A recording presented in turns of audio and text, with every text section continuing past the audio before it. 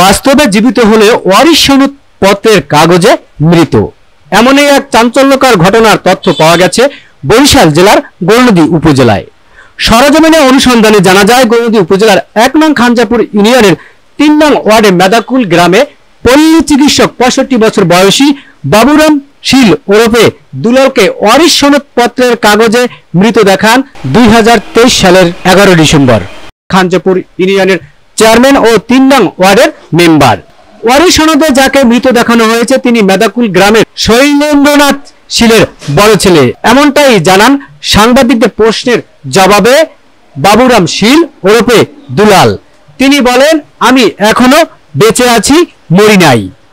যে আমি মরে গেছি, আমার নামে কেস দিছে, আমি এটার বিচার চাই যে কয়জনে করছে না এই আকাম কুকাম সে কয়জনেরই আমি শাস্তি চাই, কিন্তু এই আর বিচার চাই।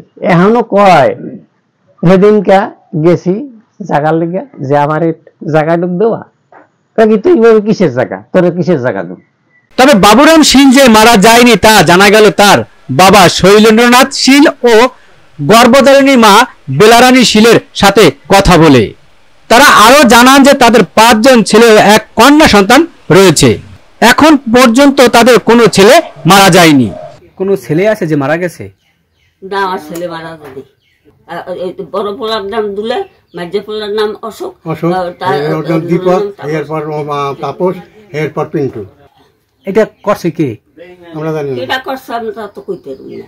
এ বিষয়ে খানজাপুর ইউনিয়নের ৩ নং ওয়ার্ডের ইপি সদস্য শহীদ ফকিরের কাছে জানতে চাওয়া হলে জীবিত ব্যক্তিকে কেন মৃত দেখানো হলো তিনি জানান, প্রতারণা করেছে পিন্টু শীল ও তার পিতা শৈলেন্দ্রনাথ শীল। দোষটা তার ওই যে শৈলেন শীলের ছেলে, আর নাম হলো পিন্টু। বর্তমানে যেভাবে অভিযোগটা দেখা যাচ্ছে তাতে মনে হয় যে সব দোষী আপনার। না, আমার না, দুলাল শীল এবং আপনার ওই যে বাবুরাম শীল একই ব্যক্তি, কিন্তু বাবুরামরে ওরা সম্পত্তি হাসিল করার জন্য মৃত্যু দেখাইছে। আমি এটা বিরুদ্ধে কোর্টে মামলা দিতে পারি, থানায় দিতে পারি, অ্যাকশন তো অবশ্যই করব। তবে খানজাপুর ইউনিয়ন পরিষদের কাগজপত্র ঘেঁটে দেখা যায় ইউপি সদস্য শহীদ ফকির নিজেই মোটা অঙ্কের টাকার বিনিময়ে তদন্ত প্রতিবেদনে ভুল তথ্য দিয়েছেন। ওয়ারিশ সনদপত্রে স্বাক্ষর করেছেন এই ইউপি সদস্য। জীবিত ব্যক্তিকে মৃত ওয়ারিশ সনদপত্র দেওয়ার বিষয়ে খানজাপুর ইউনিয়নের সচিব মোহাম্মদ নাসিরউদ্দিন শিকদার বলেন, ইউপি সদস্য যে ওয়ারিশ সনদপত্র দিয়েছেন এটি উনি অন্যায় করেছেন। আসলে জীবিত ব্যক্তিকে মৃত দেখিয়ে ওয়ারিশ সনদ দেয়া বেআইনি এবং আইন বিরোধী কাজ করেছেন ওই ইউপি সদস্য। যে এটা একটা অন্যায় কাজ করছে, সে একটা লোক জীবিত, তাকে মৃত দেখেছে, মেম্বার সাহেব কি সুপারিশ করেছে, তা তো দেখে বুঝে যাচাই বাছাই করে দেওয়া উচিত ছিল।